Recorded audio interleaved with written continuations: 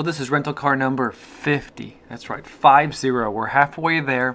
And to celebrate, today I'm driving the 2017 BMW X3 xDRIVE28i. This car retails for over $42,000, which is quite a bit more than the cars I typically drive. So there's a lot of great features to talk about. But let's start with what's under the hood because it's pretty impressive. So let's reach down and tug on this very expensive feeling HUD release and take a look at the engine. So the name for this is pretty long, so bear with me, but this is a 2.0 liter TwinPower Turbo inline 4-cylinder engine with intelligent all-wheel drive. It kicks out an impressive 240 horsepower and can go 0 to 60 in 6.2 seconds.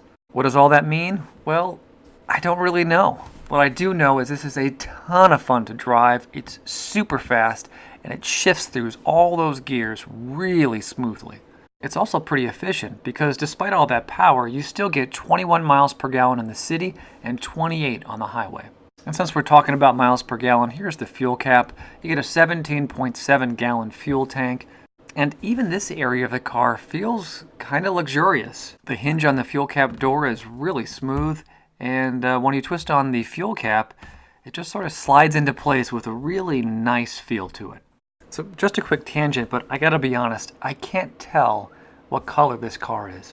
I mean, obviously it's black, but BMW's website lists two types of black. So you can get the black sapphire metallic or the jet black non-metallic. I think this is the jet black, but I really can't tell. Another thing that took me a while was figuring out what kind of wheels are on this car. I'm pretty confident that these are the 18-inch light alloy V-spoke wheels with all-season run-flat tires. And I hope I got that right because whatever the configuration is, it feels amazing. This car really does hug the road super nicely when you're going around corners. And just to finish things up on the exterior, another great feature is that the door handles light up at night. I've seen this before where it projects sort of a logo on the ground, but not with the BMW. It really does just light up the door handle, so it makes it a little bit easier for you to see where you're going at night.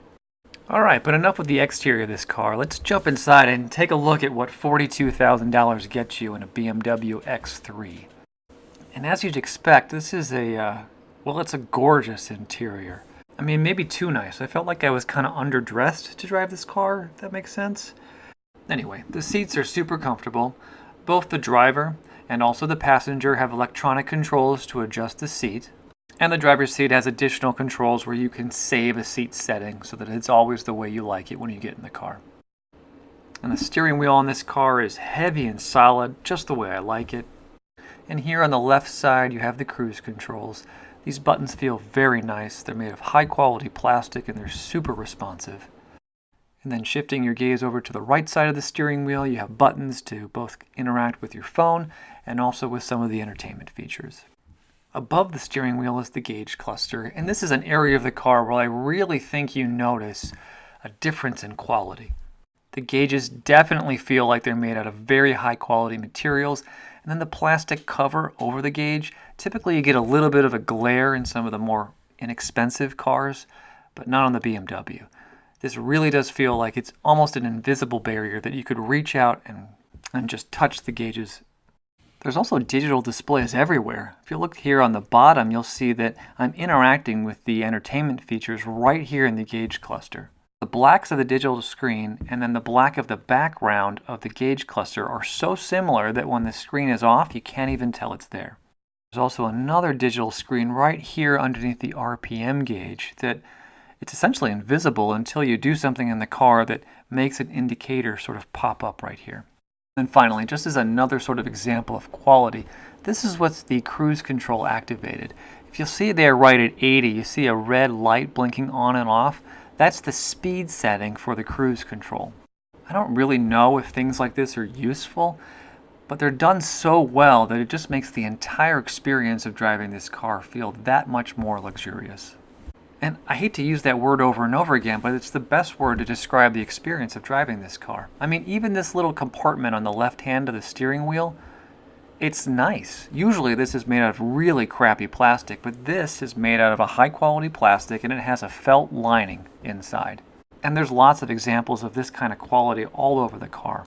I mean, just look at the sun visor. They took the light off the visor itself, put it on the ceiling, so it's at a better angle to get the light onto you when you're looking in the mirror. Or look up top. There's 2 microphones, so when you're using your phone, both you and your passenger can be clearly heard. And the spring on this handle is even nice. I mean, when you release it, it doesn't just flop closed, it slowly closes with a really satisfying sort of feel. And then on the passenger side, behind the handle, there's a hidden hook for your coat. I'm sorry to geek out on this, but it's just really well designed.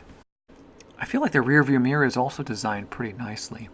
The 3 little bumps you see right here are actually rubber buttons to link the car to your garage door opener. I haven't seen these buttons placed here before. I really like it. They're unobtrusive, but also really easy to reach, so it's a smart design. And then slightly higher up on the ceiling, you get the controls for the sunroof. Or I guess it's called a moonroof. Nothing really super exciting about the design of this. What's exciting is the actual sunroof itself. When it's closed, it feels like it's not even there. And then when you open it up, it's just so enormous that it floods the entire cabin with light. It really is gorgeous. I mean, look at this thing. Does your car have something like this? Because if it does, I'm pretty jealous. All right, so let's get a little bit more practical and talk about the key fob. It's a BMW key fob. It feels amazing. It's got a real nice weight to it. Only 4 buttons on the front, nothing on the back. It's got a great range too. I was able to sort of unlock the car from all the way across the parking lot. You also get a standard push button start right here on the right side of the steering wheel. It doesn't take that much pressure to turn the car on, and everything boots up within, I'd say, about 3 or 4 seconds, which is a really nice speed. And then you have the center console, which I think might be my favorite of all the 50 cars I've driven so far.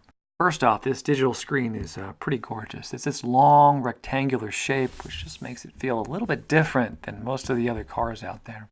The menus are organized in these 5 tiles, and you interact with the touchscreen using this control right here by the gear shift.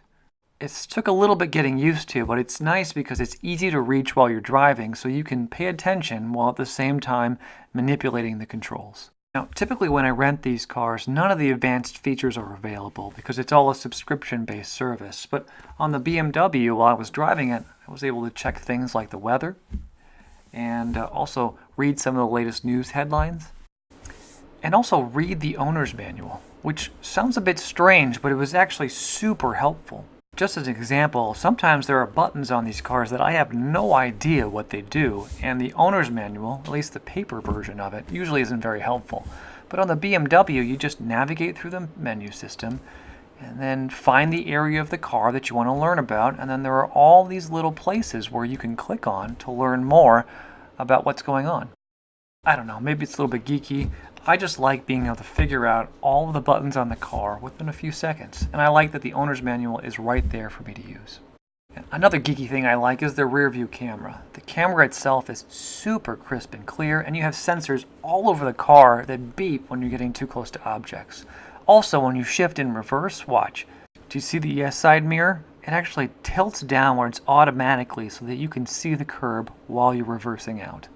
Alright, but back to the center console. Let's talk about climate controls. It's actually one of my favorite things on these rental cars. I love complaining about climate controls, but no complaints with the BMW. This really does have everything that I like. There are digital readouts to tell you exactly what temperature you're setting in the car. Also, these dials, they click with each little setting, which feels very satisfying. And then you have dedicated buttons for all of the important features. And most importantly, the car cools off extremely quickly. Below the climate controls, you do get a CD player. I'm not a huge fan of these, but I guess they have the space. It looks nice. To be honest, I didn't even touch it. And then below there, you have 2 nice-sized cup holders that are, well, they're hideable right below this sliding screen thing right here. And then this little knob right here is actually a DC power outlet right there for you to use to help charge your cell phone. Kind of like this place. I didn't even notice it at first. I just sort of stumbled across it while I was driving the car. And then there's this gear shift. I'm not sure if I like this or don't like it, but it's definitely unique. You don't actually slide it like you typically do with a gear shift. It just has 2 movements, forward and backwards. So to put it in park, you just push on this park button right here on top, And then to shift it into reverse or drive, you hit this unlock button on the side and then push it forward or backwards. If you don't hit that unlock button, you see I'm moving it right now, nothing happens. So I guess it is nice that you can sort of accidentally nudge this thing and you're not going to pop it into a different gear. But even after driving this car for about 2 days, I still wasn't completely used to this. I'm sure you would if you owned it for more than 2 days, but I don't know, it's kind of strange. To the left of the gear shift, you get these buttons to change the mode of the vehicle. And by that I mean you can press these buttons and then cycle through 3 different modes. You have Sport, you have Comfort, and you have Eco. Honestly, I tried out Sport and Eco and didn't like them that much, so I mostly kept this on Comfort. And I noticed that it sort of makes the gear shift extra smooth, which is a really nice feature when you're driving a car on a highway for, 2-3 hours at a time. Another feature that I'm I'm not completely convinced about is the electronic parking brake. This was pretty nice because it does shift automatically off when you put the car in drive. And then you also have this Auto H feature, which is, it's a little bit complicated to explain, but let me give it a shot. All right, so when you activate this Auto H feature, you get an indicator up here on the dash to tell you that it's on. And then whenever the car is fully stopped, you can take your foot off the brake. The car is not going to roll forward without you pressing the gas pedal. Now, maybe that doesn't sound very impressive, but it's really nice, especially when you're driving through city traffic and you got to stop at a lot of red lights. It makes it really comfortable. You just sort of hang out and wait till the light turns green and then hit the gas pedal. All right, so there's not much more up here, but I do want to quickly mention that the center armrest has a nice storage space underneath with a nice USB port right there for you. There's also a cargo net right here by the passenger's legs. I'm assuming this is pretty perfect for maybe some trash. And then the glove box is a nice size. There's nothing in there because the owner's manual is actually hidden in the back, which I'll show you in a little bit. But you know what? You can probably store more than a couple of things back here. So it's a nice plus to have a nice size glove box. All right, so that's the front seat. Let's jump in the back seat because there's actually still a ton of more features that I want to show you about this car. There's a center armrest, which it's kind of interesting, I guess. You push this little button right here and it sort of pops open for your drinks. Oh look, someone left us a lollipop. That was nice.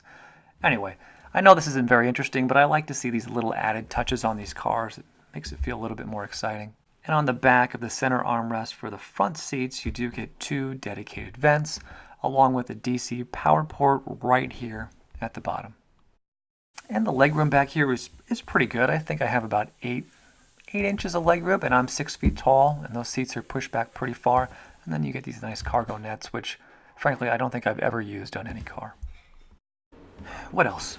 So the car seat anchors are not too deep, so you'll actually be able to access them if you want to install a car seat. That's always nice. And then another fun design choice is that they've pushed the door locks all the way to the far corner right here. I don't know, it's kind of noticeable and in a nice way while you're sitting back here. These are also probably the smoothest and easiest seats I've been across to fold down. You just really pull up on this lever and the seats fold down extremely smoothly. I guess I've noticed this because I've been driving a couple of cheaper Toyotas lately, and sometimes the mechanism doesn't latch correctly. So this was a nice surprise. So they can fold down, and that means that when we go to the back of the car, you can really maximize the amount of storage space you have. All right, so since we're talking about the trunk, let's jump in and really take a look, because there are some hidden features back there that I think are pretty interesting. First off, there is a button on the key fob to open the back trunk door. Trunk door? Well, you get what I mean. Even with the back seats up, I think you'll see you get some pretty nice storage space back here. This is the stuff I typically haul around, and it easily fit in the back. And I'm not sure if you can see, but right here on the left-hand side is where the owner's manual is. It's tucked away in this cargo netting. And this is what I love about luxury vehicles. I mean, even the owner's manual is tucked away in a nice leather case, and the manual itself is made out of a high-quality paper. I don't know. I just love this stuff. Also, the floor for the area back here actually does lift up, and there are some storage spaces hidden right down here. I mean, obviously, this is a great place for some tools. And then you also have these 4... All right, I'm going to be honest again. I have no idea what these are. I'm assuming that they slide into these two tracks that you see on the left and right side of this door, and that you can connect things to sort of tie them down. That's just an educated guess. What you should know is that these things are made of really heavy metal. They feel extremely well constructed, so whatever they're for, I'm sure they work really well. And then finally, there is a privacy screen. You see it sort of wedged on top up here. I actually have one of these on the car I drive every day, but it's not as nice as this, so I don't use it. But this one is pretty smooth. It really does slide in and out really easily. And the whole contraption is also removable, so if you like, you could just take it apart and take it right off. And then finally, there is a dedicated button right here on the bottom of the door that you could use to close the back automatically. That lock button you see right there, if you press that, it'll actually stop the door at any point that you like and lock it, and I'm making air quotes right now, in place. All right, wow, so I feel like I've gone through pretty much every square inch of the X3. If you stuck with me this long, what I really want you to know about this car is that it drives really smoothly, it accelerates really quickly, and it is a ton of fun to drive. I drove this one for 2 days. I put up my standard 146 miles on it, and honestly, I was sad to give it back. I really wanted to keep it for a couple more days, but renting a car like this is a little bit expensive, so it just wasn't in the budget. So anyway, after spending some decent time with this car, I'm going to give the X3 5 stars. You're shocked, right? I know. I geeked out about this car quite a bit. It's not every day I get to drive a BMW, but I really did enjoy driving the X3. If you're on the fence about renting or maybe buying this car, I highly recommend you just go for it. Seriously, it's well worth the money. All right, so that's it. Thank you so much for watching, and I hope you join me next time when I rent my 51st rental car. I'll see you then.